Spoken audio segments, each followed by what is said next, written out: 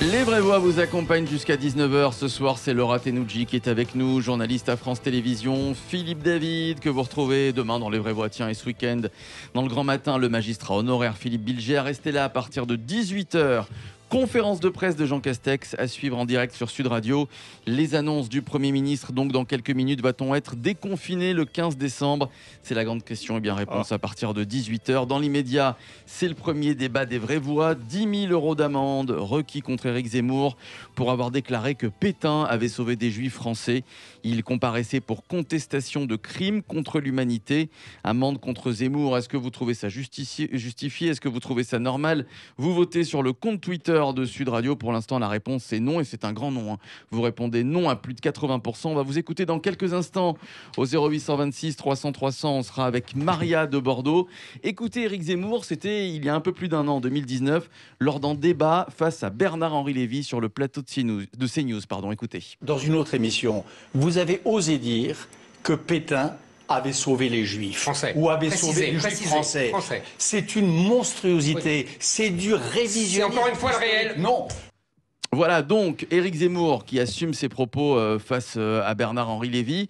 Et voilà, lors de l'audition, lors de l'audience il y a quelques jours d'Éric Zemmour, eh bien, il a réitéré ses propos face à la magistrate. Je tiens à répéter ce que j'ai dit, les chiffres parlent d'eux-mêmes.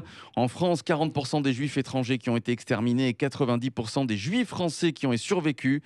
C'est ce qu'a dit Éric Zemmour, qui poursuit en disant « J'admets que l'on puisse contester ce que je dis, mais je ne vois pas en quoi ce que je dis conteste que des Juifs aient été exterminés par des Allemands. » Voilà donc ce que dit Éric Zemmour. Philippe Bilger, qu'est-ce que vous en pensez? Il y a trois choses. Beaucoup se contredisent, des historiens, des chercheurs sur ces chiffres. D'abord, évidemment, je considère, et là je m'engage, qu'on veut la peau médiatique d'Éric Zemmour, que c'est clair. Bientôt, on poursuivra même ses silences à Éric Zemmour. Alors, à partir de ce dessin, est-ce qu'il est normal que dans le cadre d'une contradiction purement historique sur un phénomène dramatique de notre histoire, avec le rôle sans doute équivoque du maréchal Pétain, on n'ait pas le droit d'avoir une analyse comme celle qu'il a eue? Est-ce qu'il faut, à ce moment-là, que, à la contradiction intellectuelle, médiatique et historique, on ajoute une judiciarisation comme si la justice était parfaitement capable de trancher cette controverse? Il a peut-être tort, Éric Zemmour. Il y a des gens qui sont venus dire qu'il a tort. Lui, il dit « Je confirme ce que j'ai indiqué ». C'est une controverse de nature historique et je ne vois pas en quoi il est légitime de demander à la justice de s'en occuper. Alors, rectification, je vois beaucoup d'articles où il est écrit...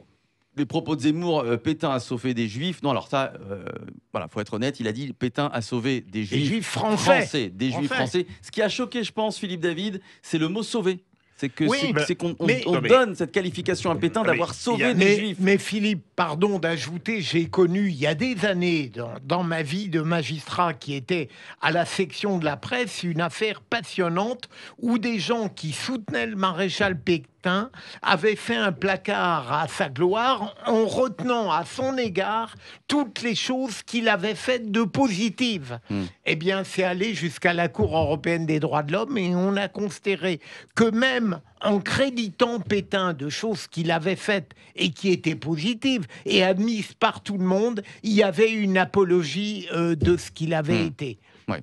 Philippe David. Non, alors déjà, il faut quand même dire une chose. Pétain n'a sauvé personne pour une bonne et simple raison, c'est que quand le statut des Juifs a été présenté, c'était au début de l'automne 40. On a fait ça c'était il y a dans le Grand Matin Week-end avec Serge Klarsfeld début octobre.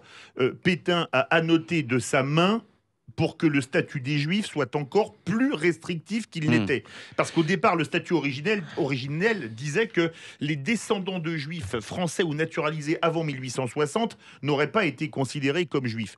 Et Pétain, par exemple, est revenu dessus pour que le statut soit encore plus dur envers les Juifs. Pour moi, c'est un des pires drames de l'histoire de France du XXe siècle.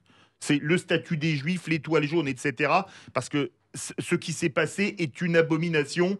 Et pour rappeler, je rappellerai quand même ce qui s'était passé, notamment pendant la Première Guerre mondiale, la fameuse image d'Épinal du rabbin Abraham Bloch, du grand rabbin Abraham Bloch, qui donne l'extrême onction à un soldat catholique français qui est en train de mourir parce qu'il n'y a pas de prêtre à disposition et qui meurt lui aussi tué par un éclat d'obus.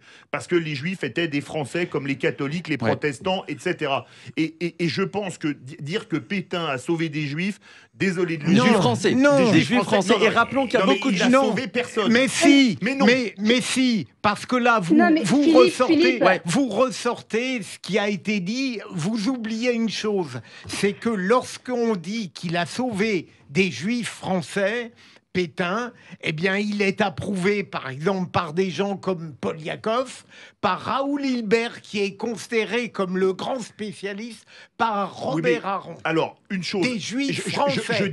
Et juste après la parole à Laura Thénoudy. Je dis un dernier mot. Il y a une différence fondamentale, c'est que il y a un truc que dit Zemmour qui est vrai, c'est que par rapport aux pays occupés par l'Allemagne nazie, la France a eu un des taux d'extermination des Juifs les plus bas, rien à voir avec la Pologne ou même en Europe de l'Ouest, les Pays-Bas. D'accord ? Mais qui souvent les a sauvés?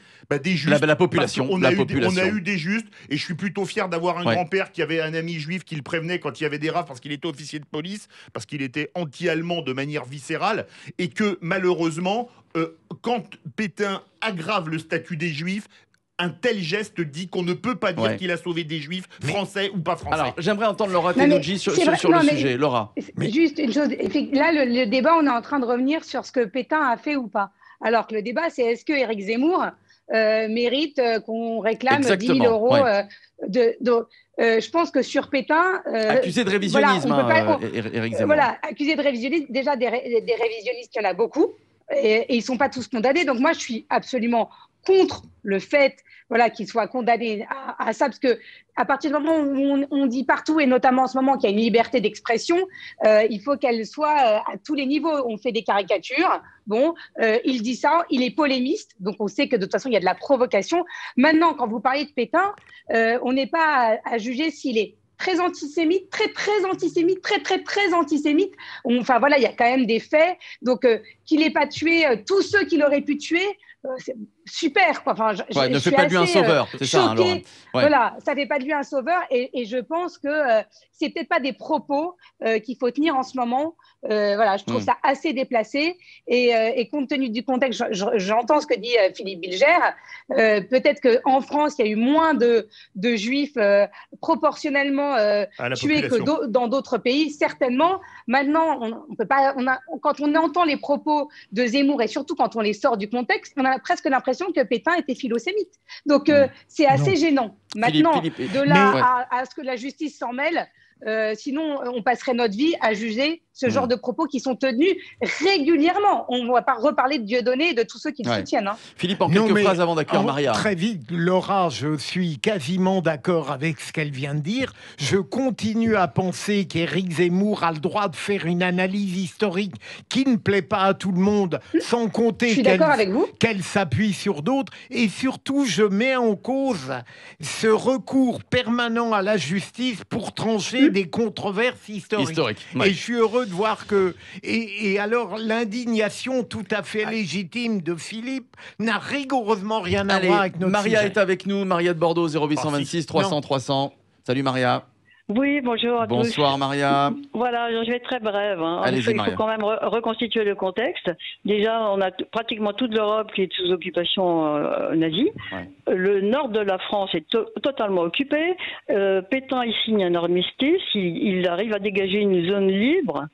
Et dans cette zone libre, je suis désolée, monsieur, je ne sais plus, Philippe, je ne sais plus, l'étoile jaune n'est pas portée. Philippe David. Alors, elle n'est pas portée, ma chère Maria, l'étoile jaune, elle est inscrite. Elle est inscrite autrement. Le mot juif est inscrit quand même, Maria. Non, l'étoile jaune n'est portée qu'en territoire occupé. Bon. D'accord ? Donc, ça, j'en suis pas convaincu. Mais si, voyez l'histoire. Donc, à partir de 40 en plus, Laval, dont on a dit des choses horribles, fait savoir qu'il est hors de question de rafler des juifs de souche française. Il y a encore moins de les déporter. Ouais. Sauf que, ma chère Maria, à cette période-là, il y a beaucoup de juifs français qui ont été dénaturalisés, ce qui explique qu'il y a eu beaucoup de juifs étrangers.